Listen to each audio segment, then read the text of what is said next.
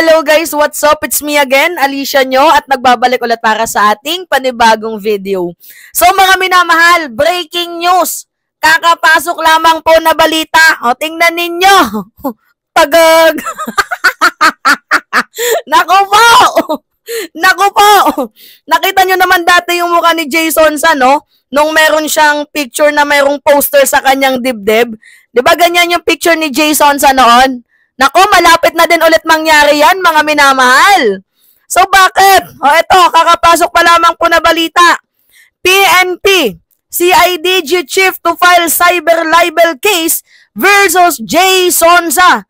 Vlogger over fake news, January 20 po, mga minamahal. O, nakikita ninyo? Yan yung gusto ko kay, kay General Torre. Habang tumatagal, mas lalo ko siyang hinahangaan sa kanyang katapangan. Hindi talaga natatakot eh. Di ba, imagine nyo pag paulit-ulit kasi itong ginagawa ng isang tao tapos hindi pinupuna, ang nangyayari mga minamahal, namimihasa. Tingnan nyo itong si Dado Climiente. Di ba? O, laging laging inciting to sedition yung kanyang sinasabi. Hinihikayat yung mga kapwa niya, retired, mga hindi na itinuloy, basta naging miyembro ng Philippine Army, hinikayat niya na mag-aklas dito laban sa gobyerno. Ngayon, na nasampulan, mga minamahal, ni General Torre, abay, naglaylo sa pagko-content, naglaylo sa panawagan na mag-aklas laban sa gobyerno. Now, itong si Jason sa hindi din po pinalagpas ni General Torre. Imagine kasi, gumawa ng fake news. Ano ba yung fake news ni Jason sa? Naipakita ko sa inyo history lang muna tayo bago natin ipanood yung balita. Ito basahin natin sa inyo itong post ni Jason sa ang sabi dyan, nandyan pa yung mukha ni, ni Torre, yan tingnan ninyo. Actually, dinilit niya yung photos na yung si Torre yung na-hospital. Dinilit niya yung photos na yan, Kita namang AI, diba? Deleted yan, mga minamahal. Deleted po yan. Pero, may itinira siyang picture. Ang tinira niyang picture, dalawa na lang. Diba? Kasi nag-post itong si General Torre. Alright, ito yung post ni Jason sa. Sabi niya, ang gaba, dili jud. Dili gayud magsaba. Yan po yung post ni Jason sa. Binabasa lang natin. Ayun na, itinakbo na sa ospital ang mamang pulis na abusado. Sana lang ay mabuhay pa siya upang mapagsisihan niya ang kanyang pagmamalabi sa mga inosenteng miyembro ng KOJC. So ngayon, ang pinipertain dito ni Jason sa nakarma, gaba daw yung nangyayari ngayon kay General Torre na siya daw po ay maisugod sa ospital dahil nga marahas po ang ginawa niya dito sa Kingdom of Jesus Christ ni Pastor Apollo Kibuloy. In the first place, sumunod lamang po si General Torre sa naayon na utos sa batas. So, ano yung kasalanan? Ano yung hinihinimutok ninyo? Sumusunod lamang po si General Torre sa batas. Alright, nag-post si General Torre. Ito yung post niya nung nakaraang araw. Pabasa ko din sa inyo, Yan. Yan yung post si General Torre. Ang sabi niya dito, teka, kamukha ko ba ang na-ospital? May cleft chin. Malago pa ang buhok, pogi at makisig. Aba, sabihin nyo naman kung saang ospital ito.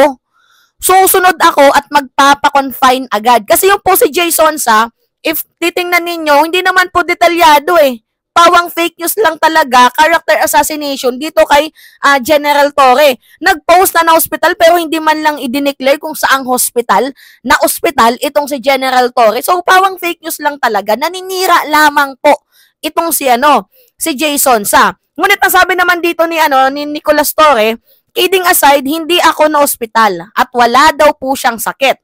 Ang picture na ito, yung picture na yan, nakikita ninyo, yung nasa ospital. Ang picture na yan ay gawa-gawa lamang ng alipores ni Kingdom of Satanist Alliance or ng KOSA. Sa dami ng oras ng isa sa mga taong ito, jobless nga at sinusuka na ng mainstream media. Naisipan na namang manloko ng kapwa Pilipino. Ayun, nakulong na dati sa panloloko, hindi pa rin natuto. At ito, may isa pang gusto yatang magkosa din. So, mayroon na doong sinabi si General Torre na hindi ka pa natuto So, feeling ko kakasuhan niya din. Pero nauna niyang kinasuhan itong si Dado Climiente. So, alright, panoodin natin tong balitang to, mga minamahal. Special report to, kakapasok pa lamang talaga. Real talk na balita. Pakinggan natin.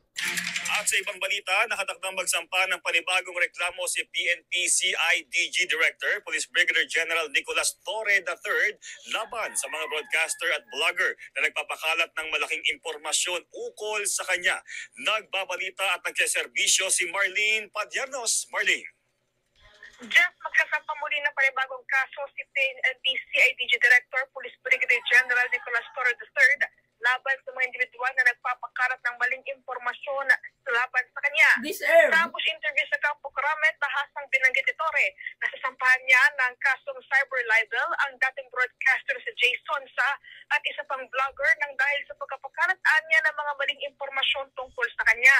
Mga larawan at pahayag na nagpapakitang isinugod umano sa pag-umutan si Torre dahil sa malubhang karamdaman nang dahil sa umunoy marahas itong pagkubkob sa KOJC compound.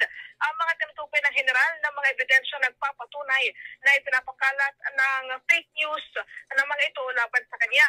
Gate naman ng CIDG Director, fake at Photoshop ang mga larawang kumakalat ukol dito. Bagay na hindi na anya tama at nakaka-apekto na hindi lamang sa kanya kundi maging sa kanyang pamilya at mga kakilala. Una na nga kinasukan ni Torre noong isang linggo ang vlogger na si former Army Captain Clemente Dado Enrique ng inciting to sedition dahil sa mga pahayag nito na humihikayat sa publiko na mag-aklas laban sa pamahalaan. Kaserbisyo mo sa Campo Crame, Marlene Padiernos para sa La Radio Service. Alright. Diba? Deserve!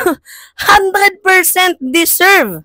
Kasi, you know, mga minamahal, itong si Jason sa alam naman natin na merong allowance yan dito kay Kibuloy. Magkano yung allowance base sa hearing sa nakita natin? 1 million per month. So, mga minamahal, kahit sino gustong magtrabaho ng ganon. Biruin mo, 1 million a month? So, sweldohin mo sa pagpapakalat lang ng fake news? Di ba kahit naman sino, gagrab yung ganong trabaho kung talaga nga namang no choice ka. Kasi jobless nga, 'di ba? Itong si itong si Kalbo, itong si Sonsa. Pero mo 1 million per month, hindi man lang mapagawa yung ngipin. Nakakaloka. Diba? Tapos mga minamahal, isa din sa aking nalaman, di umano kung totoo man to, itong si Jay Sonsa, sideline niya din daw po talaga noon ang pagdadala ng mga babaeng binubugaw diyan sa Malacanang. Di umano. Yun po yung aking nalaman. Pero kung totoo man yan or hindi, ang dami namang extra na pinapasukan ni Jason sa pag-fake news, 'di ba? Sa estafa, large scale estafa. Kasi ito yung kaso ni Jason noon, mga minamahal, 2 beses siyang natirada ng kaso. Wait lang, pakita ko nga sa inyo. Nakulong sa estafa at large scale illegal recruitment. Makikita ninyo. Yan 'di ba? Ngayon, makukulong naman itong si Jason sa kadahilanan ng pag-fake news, cyber libel. Na imagine nyo na, ilang beses nang nakulong itong tanginang mukha ni Jason. So, ang pangit. Tsaka dol. Tsaka rato. Uy! Mukha pa lang hindi na mapagkakatiwalaan. Mukha pa lang halatang mayroon ng hindi magandang gagawin. Pag mumukha pa lang, hindi nakatiwa-tiwala eh. Just yun naman. Hindi, mga minamahal, natatawa lang talaga ako sa mukha ni Jason sa.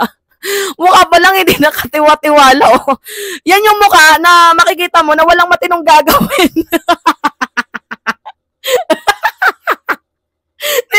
Natingan niya, kung pagmamasdan natin yung mukha ni Jason yan yung mukha na walang matinong gagawin. Nakikita niyo pa lang, mga minamahal. Halatado na walang mukhang magandang gagawin. Tawan-tawa lang talaga ako, mga minamahal. Anyway, deserve nakasuhan itong taong to dahil talaga nga namang hindi natigil yung kanyang pag-fake news eh. Diba hindi natigil? Puro na lang puro na lang fake news dito, fake news doon. Okay lang sana kung nagsasalita ka batay sa thought, opinion, perception mo. Pero yung gagawa ka na ng fake news, hindi na parte ng freedom of expression yun. Masyado nyong masyado nyong nilalagpasan ang kakayanan ng freedom of expression, freedom of speech, 'di ba? Overusage. Tama ba yung term natin? Masyado yung ino-overuse yung free speech.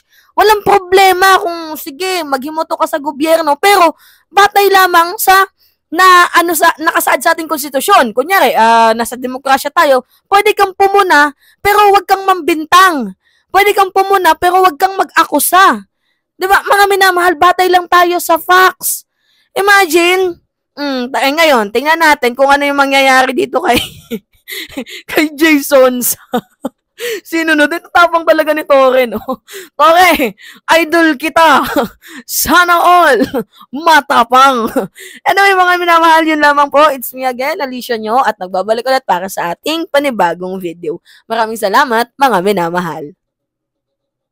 Ay, pahingi pa pala ako ng comments, likes, and share, tapos subscribe sa ating channel. Ingat, mga kababayan.